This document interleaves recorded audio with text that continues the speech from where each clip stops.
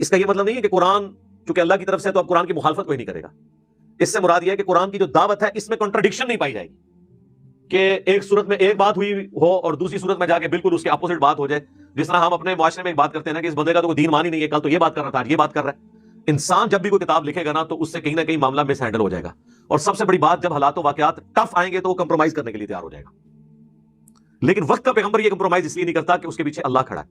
حالات کتنے بھی برے ہوں, پیغمبر جو پہلے دن بات کر رہا ہوتا ہے وہی آخری دن بات کرتا ہے. تو یہ قرآن اس بات کا ثبوت ہے, قرآن میں اختلاف نہ ہونا کہ یہ اللہ کی طرف سے ہے, ورنہ اس میں آئے دن نئی ڈاکٹرن بیان ہو رہی ہوتی. حتیٰ کہ آپ یہ دیکھیں کہ سورہ یونس کے اندر اللہ تعالیٰ نے اتنے سخت الفاظ میں ہمارے محبوب صلی اللہ علیہ وآلہ وسلم کو ڈائریکٹلی مخاطب کر کے آپ کے ذریعے آپ صلی اللہ علیہ وآلہ وسلم کے مخالفین تک بات پہنچائی ہے.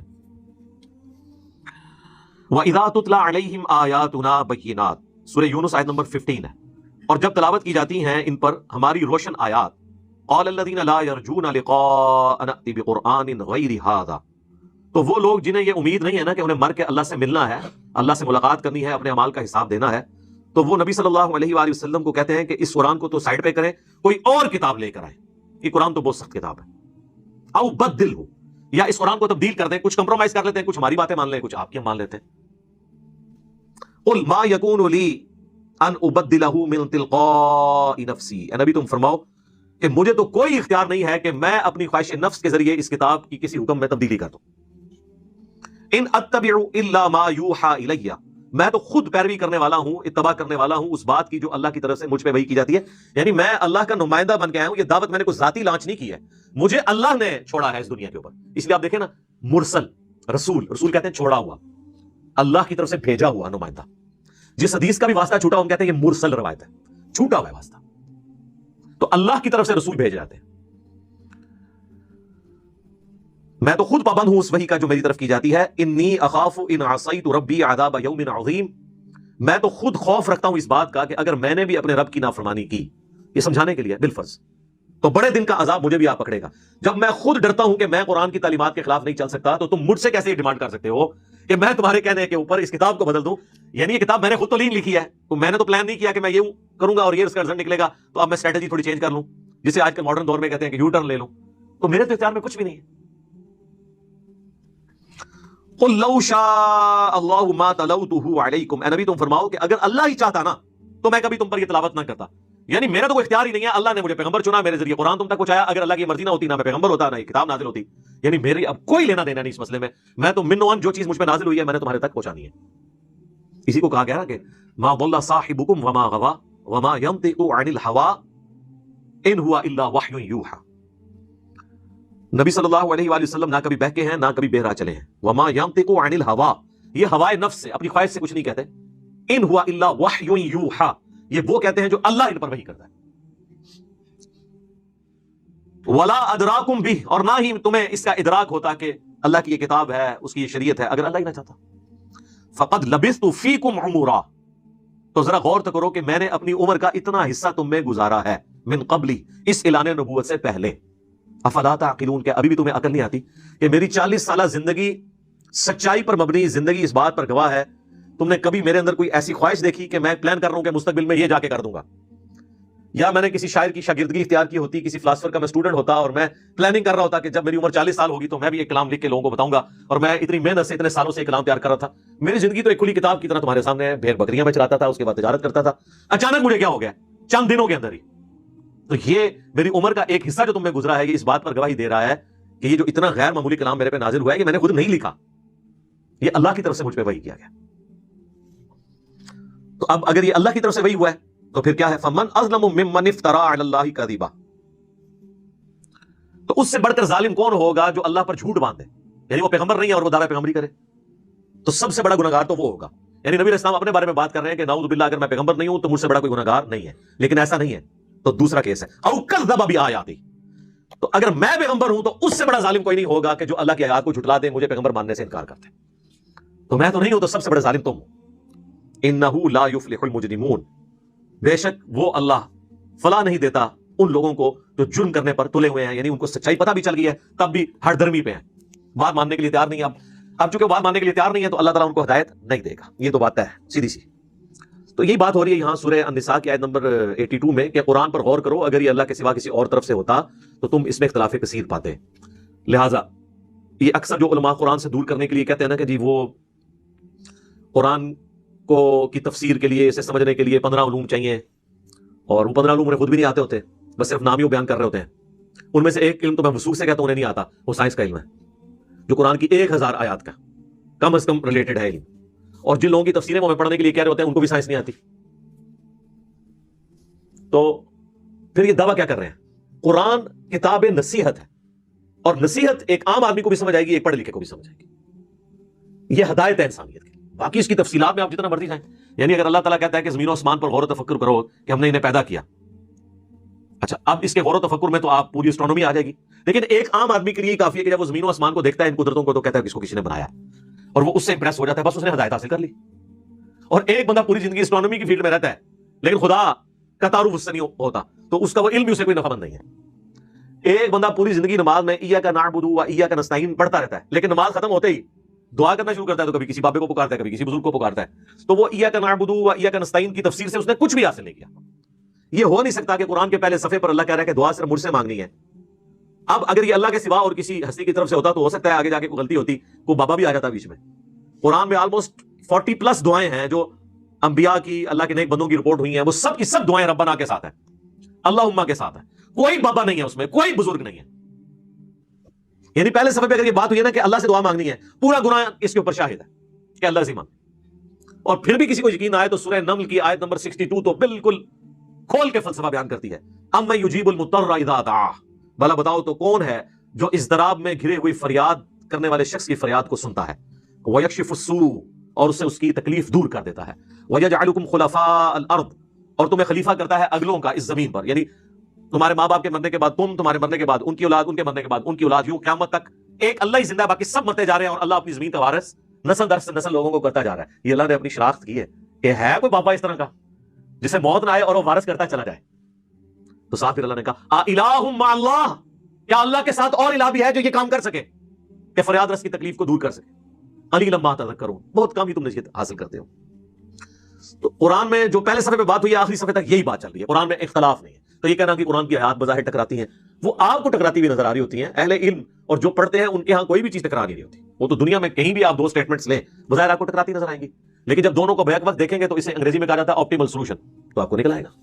مثلاً اگر میں کہتا ہوں کہ ڈاک خانے میں صبح 9 سے لے کے 5 بجے تک بل جمع ہوتے ہیں اور آپ 1 مئی کو پہنچ گئے ہیں، تو 1 مئی والے دن جو ہے وہ چھٹی کا بھی دن نہیں ہے، سنڈے والا دن بھی نہیں ہے جو عام چھٹی ہوتی ہے، اور وہاں پہ ڈاک خانہ بند ہے، تو آپ یہ کہیں گے کہ جی میری سٹیٹمنٹ غلط نکلی ہے؟ نہیں، میری سٹیٹمنٹ تھی ادر دین سنڈے اور کوئی بھی گزٹڈ چھٹی کے. تو یہ دونوں باتیں بے وقت اپنی جگہ درست ہیں. بعض اوقات ایک بات کا ذکر کیا جاتا ہے ایک جگہ پہ، بعض اوقات دوسری جگہ کے اوپر، دونوں کو جمع کر کے بات ایک ہی نکلتی ہے. اس کی ایک واضح مثال آپ دیکھیں، جو میری ایک ویڈیو بھی اس کے اوپر ریکارڈ ہوئی، کیا یہودی اور عیسائی بھی جنت میں جائیں گے؟ وہ سورۃ البقرہ کی آیت نمبر 62 ہے، جو سورۃ الانعام میں بھی آئی، ایک دوسری فارم میں سورہ الحج کے اندر بھی آئی، کہ جو بھی یہودی ہیں، عیسائی ہیں یا سابی ہیں، ستارہ پرست نہیں، سابی ایک دین ابراہیمی کی بگڑی ہوئی شکل تھی، چاہے مسلمان ہیں، جو کوئی بھی اللہ اور یوم آخرت پر ایمان لے آئے تو قیامت والے دن نہ اسے خوف ہوگا نہ غم.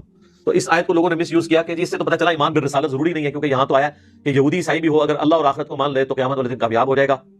اور وہ یہ لے کے پھر آیت جو ہے نا وہ عجیب و غریب قسم کا پروپیگنڈا کرتے ہیں. تو ہم ان کو بتاتے ہیں کہ میرے بھائی یہ بات بالکل اپنی جگہ درست ہے، لیکن قرآن کو پوری ڈاکٹرن میں، فلسفے میں سمجھنا ہے.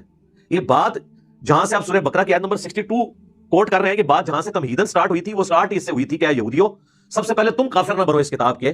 تمہاری کتابوں میں تو پیغمبر آخر الزمان کی پروفیسیز موجود تھی صلی اللہ علیہ وآلہ وسلم، قرآن کا ذکر تھا، سب سے پہلے تم ہی کافر بن گئے. ایمان بالرسالت سے تو بات شروع ہوئی ہے 5ویں رکوع سے، اور اس کے آگے جا کر اللہ اور یوم آخرت کی بات آئی ہے. ایمان بالرسالت کا پہلے ذکر ہو چکا ہے. اور پھر سورہ نساء کے اندر تو جا کے 6 پارے کے سٹارٹ کے اندر ہی آیت نمبر 150، 151 اور 152 میں تو اللہ تعالیٰ نے فرمایا کہ جو کسی ایک رسول کا بھی انکار کر دے، یا اللہ کو مانے اور کسی رسول کو نہ مانے، یا رسولوں کو مانے اور اس میں سے کسی ایک رسول کو نہ مانے باقی رسولوں کو مان لے، وہ سب کافر ہے. تو اب کافر والی جتنی آیات قرآن میں ان پہ لگ جائیں گی، چاہے وہ یہودی ہو، عیسائی ہو یا مسلمان بھی ہو. کوئی مسلمان بھی کافر ہو سکتا ہے جو کہ میں حضرت عیسیٰ کو نہیں مانتا، تو کافر ہو جائے گا، چاہے نبی اسلام کو مانتا بھی ہو، آخری پیغمبر بھی مانتا ہوں. تو لہٰذا جب قرآن کہتا ہے کہ یہود و نصارہ بھی امن میں ہوں گے قیامت والے دن، اس سے مراد وہ یہود و نصارہ ہیں جو اپنے اپنے دور میں اپنے اپنے وقت کے پیغمبر پر ایمان لائے. لیکن جب نبی علیہ السلام آ گئے تو اس وقت کے یہود و نصارہ مراد نہیں ہے، اس لیے کہ دوسری جگہ آ گیا کہ جو ایک پیغمبر کا بھی انکار کرے گا وہ کافر ہو جائے گا. تو آپ ان دونوں باتوں کا جب جوڑیں گے تو اختلاف تو ہے ہی نہیں. اختلاف تو تب ہو جب ایک بات بالکل اور طرف اور دوسری 180 ڈگری، یعنی دوسری جگہ یہ بھی آ جائے کہ چاہے کوئی ایک پیغمبر کا انکار کر لے تب بھی وہ جنت میں جائے گا. جب تک یہ سٹیٹمنٹ آپ نہیں قرآن سے دکھائیں گے تب تک آپ یہ کہہ نہیں سکتے کہ آیات ٹکرا رہی ہے. اس طرح قرآن اور حدیث میں نہیں ٹکرا رہا ہوتا. واقعہ کیا اٹھاتے ہیں اور کہتے ہیں قرآن سے ٹکرا رہا ہے. بھی قرآن سے تب ٹکرا رہا ہوگا جب قرآن میں وہ واقعہ بیان ہو اور بالکل اس کے اپوزٹ بات ہو رہی ہو، پھر تو آپ کہیں ہاں جی بالکل یہ ٹکرا رہا ہے. تو اس طریقے سے چیزیں نہیں ٹکراتی ہیں، وہ آپ کو نظر آ رہی ہوتی ہیں لیکن وہ دونوں چیزیں بجے وقت اپنی جگہ پر درست ہوتی ہیں. یا کبھی ٹائم پیریڈ کے لیے اللہ کی طرف سے کوئی ناسخ و منسوخ کا حکم بھی آ سکتا ہے. اس کے اوپر میری الگ سے ایک ویڈیو ریکارڈ ہے. قرآن میں بعض اوقات اللہ تعالیٰ نے کوئی حکم نازل کیا وقتی طور پر، پھر بعد میں اللہ تعالیٰ نے اس میں مزید کلیریفیکیشن کر کے اس میں آسانی دے دی. مثلا پہلے حکم تھا کہ جس کی موت کا وقت قریب آئی یا اسے خطرہ ہو کہ میں مرنے والا ہوں تو وہ اپنے ورثاء کے لیے وصیت لکھوا دے. سورہ بقرہ میں آیا. پھر سورہ النساء میں اللہ تعالیٰ نے خود ہی بتا دیا کہ مرنے کے بعد اس طرح وراثت تقسیم ہوگی ایک مردے کی. وہ پوری ڈیٹیل ہے، الگ سے اس پہ میری ویڈیو بھی ریکارڈ ہے. وراثت کی تقسیم کیلکولیشن کا کیا طریقہ ہے. آپ کو کہ یہاں پہ تو اللہ کہہ رہا ہے وصیت کرو، اور وہاں پہ اللہ تعالیٰ کہہ رہا ہے کہ جی ماں کو 1/6 ملے گا، باپ کو 1/6 ملے گا، بیوی کو 1/8 ملے گا، اور یہاں اللہ تعالیٰ کہہ رہا ہے وصیت لکھ دو. تو ہم یہ کہیں گے کہ وصیت لکھنے والی بات بھی اپنی جگہ درست ہے. اس کے بعد اللہ تعالیٰ نے امت کی آسانی کے لیے خود حصہ مقرر بھی کر دیا.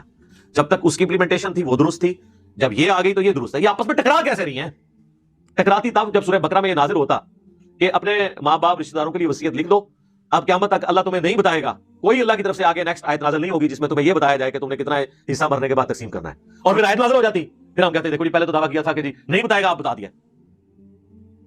اس طرح سورہ النساء میں اللہ تعالیٰ نے فرمایا کہ جو زنا کرے عورت اس کو گھر میں قید کر دو. قید سے مراد یہ نہیں کسی کمرے میں بند کر دو، یعنی گھر سے نہ نکلے یہاں تک کہ اسے موت آ دے، یا اللہ پھر کوئی مستقبل میں تمہارے لیے راہ نکال دے گا. اور وہ ہوا. پھر اللہ تعالیٰ نے سورہ نور کی شکل میں زانی کی سزا نازل کر دی. تو ہم کہتے ہیں وہ حکم منسوخ ہو گیا اور نیا حکم آ گیا. تو یہ پاسبل ہے. ناسخ و منسوخ بھی 180 ڈگری چیزیں نہیں ہوتی ہیں، بلکہ اللہ تعالیٰ نے مختلف اوقات کے اندر مختلف معاملات کو آسانی کے اعتبار سے اجازت دے دی ہوئی ہے. پہلے یہ حکم تھا کہ ایک وضو سے ایک ہی نماز پڑھی جا سکتی ہے. قرآن میں بھی ہے کہ جب تم نماز کا ارادہ کرو تو اپنے چہرے دھو لو، اس کے بعد کونیاں، سر کا مسح اور پاؤں کو دھو لو، مسح کر لو کوئی بھی چیز. تو اب یہ حکم قرآن میں آیا. ایون جو لوگ منکرین حدیث ہیں نا، ان کے لیے بھی آزمائش کھڑی ہو جاتی ہے جب ہم ان کو یہ بات کرتے ہیں کہ قرآن میں تو آیا کہ جب بھی نماز پڑھنی تم نے وضو کرنا ہے. لیکن وہ بھی کہتے ہیں جی اگر پہلے وضو ہو تو دوبارہ کرنے کی ضرورت نہیں ہے. لیکن قرآن میں تو کہیں نہیں لکھا ہوا. قرآن میں تو ہے جب بھی نماز کے لیے کھڑے ہونا ہے وضو کرنا ہے. اور قرآن میں یہ بھی نہیں لکھا ہوا کہ اگر پہلے سے ہو تو دوبارہ کرنے کی ضرورت نہیں ہے. یہ تو کہیں نہیں لکھا ہوا. لیکن یہ بھی نہیں لکھا ہوا کہ اگر پہلے سے ہے تو پھر بھی دوبارہ کرنا ہے. قرآن خاموش ہے. سنت ہمیں بتاتی ہے، صحیح مسلم میں حدیث ہے، نبی علیہ السلام نے غزوہ تبوک کے موقع پر، فتح مکہ کے موقع پر ایک وضو سے ظہر کے وقت وضو کیا، اور آپ نے عصر مغرب عشاء چاروں نمازیں جو ہیں وہ ایک ہی وضو سے پڑھی. اور صحابہ اکرام کہتے ہیں کہ ہم نے اس سے یہ سیکھ لیا کہ اب اللہ نے ہمیں اجازت دے دیا ہے کہ ہر نماز کے لیے نیا وضو کرنے کی ضرورت نہیں ہے. اگر پہلے سے باوضو ہے کوئی تو اسی وضو کو کنٹینیو کرے. لیکن قرآن میں ایسی کوئی بات نہ اس کی مخالفت میں ہے نہ اس کے حق میں. لیکن اس کے اوپر لکیر نہیں پیٹی جا سکتی کہ یہ اختلاف ہو گیا. اختلاف نہیں ہوا، ایک چیز میں آسانی مزید دے دی گئی. اختلاف تو تب ہوتا کہ حکم یہ آتا کہ بغیر وضو کے بھی نماز پڑھ لو، اور بعد میں آتا اور اس میں ساتھ یہ لکھا ہوتا کہ آندہ کبھی بھی وضو کا حکم نازل نہیں ہوگا، اور پھر وضو کا حکم نازل ہو جاتا، پھر 180 ڈگری ہوتا. لیکن ایسا نہیں ہے.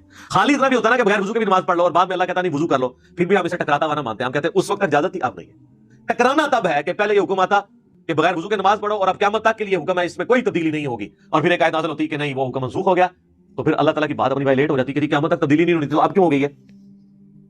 تو پہلے کوئی ایسی بات تھی. تو یہ ناسخ و منسوخ کے اوپر الگ سے میری ایک ویڈیو ریکارڈ موجود ہے، وہ آپ دیکھ سکتے ہیں. قرآن میں ناسخ و منسوخ کا مسئلہ، اور سورۃ البقرہ میں ایک آیت بھی اس حوالے سے اللہ تعالیٰ نے نازل فرمائی ہے، وہ بھی اس میں کراس ریفرنس کے طور پہ میں بیان کر دیتا ہوں تاکہ آپ کو کلیئر ہو جائے. آیت نمبر 106 ہے سورۃ البقرہ کی. ما ننسخ من آیت او ننسیھا، ہم کوئی آیت بھی منسوخ نہیں کرتے اور نہ آپ کو بھلاتے ہیں. نأتی بخیر منھا او مثلھا، مگر یہ کہ ہم اس سے بہتر آیت لے آئیں گے یا اس کے برابر. اور ریزن بتا دی، الم تعلم ان اللہ علی کل شیء قدیر، کیا تم نہیں جانتے کہ بے شک اللہ تعالیٰ ہر چیز پر قدرت رکھتا ہے. یعنی اللہ کی قدرت ہے، وہ چاہے تو احکامات وقتی طور پر کچھ اور کرے اور پھر بعد میں اس میں آسانی دے دے، یا مزید اس میں سختی کر دے. یہ بھی پاسبل ہے کہ سختی ہو جائے، اور یہ بھی پاسبل ہے کہ معاملات میں آسانی ہو جائے. سختی ہوگی نا، پہلے نکاح متع کی اجازت تھی، ایک آسانی تھی، بعد میں اللہ نے وہ آسانی چھین لی اور اب کہا کہ نکاح متع جو ہے وہ بین ہو گیا، اب جس نے کرنا ہے وہ پرماننٹ نکاح کرے گا. تو یہ آسانی اللہ نے پھر اٹھا لی قیامت تک کے لیے. وہ مسلم شریف میں حدیث ہے اب قیامت تک کے لیے اب یہ حرام ہو چکا ہے. اس میں بھی الگ سے میری ویڈیو آپ دیکھ سکتے ہیں. تو میں نے اس پہ کافی سارا سا گفتگو کر دی ہے کہ قرآن اگر اللہ کے سوا کسی اور ہستی کی طرف سے ہوتا تو اس میں اختلاف کثیر باتیں. اس کا مطلب کیا ہے؟ اس کی ڈاکٹرن بدلتی ہے. پہلے دن کوئی اور ہدف ہوتا اور بعد میں کوئی اور ہدف بن جاتا. پہلے دن بھی اس کا ہدف یہی تھا کہ انسانیت کے لیے ہدایت ہے یہ کتاب، اور ایک انقلابی دعوت لے کے اٹھی ہے دنیا میں اللہ کے غلبے کے لیے، اور آخری وقت تک یہی دعوت رہی. ایون اللہ کے محبوب علیہ السلام دنیا سے چلے بھی گئے، آپ کے صحابہ کرام علیہم رضوان نے اسی مشن کو آگے لے کر چلے، کسی میں کوئی تبدیلی نہیں کی.